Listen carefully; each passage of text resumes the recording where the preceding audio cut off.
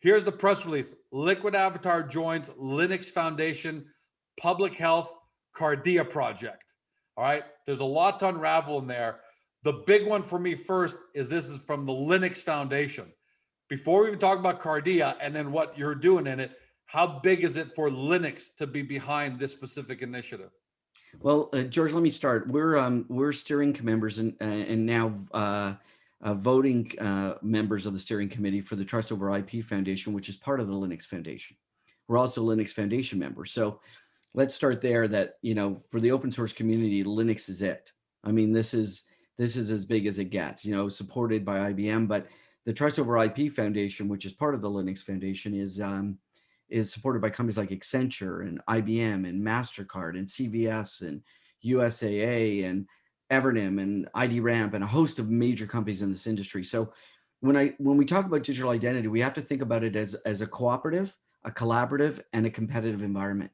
But it is such a big opportunity because digital identity is addressable to 100% of the market. So we're talking 5 billion people online. So you need more than one player in this industry.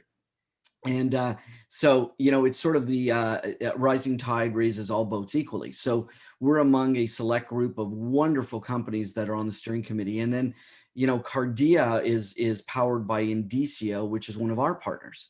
And so at the end of the day, you know, it's an ecosystem that is going to support health initiatives so people can prove their health credentials in a very simple term. So we're part of that organization as well as many others. We're foundationally involved in this industry at many different levels. But for us to partner with Cardia is a major opportunity because they're now partnered with the Linux public health initiatives. So it's all about how can we use the power of the blockchain, the power of these ecosystems to be able to prove using, you know, my phone or other portable device that I have a credential that says I am safe to travel, I am safe to enter a facility, and I can prove it by proving my identity and my access.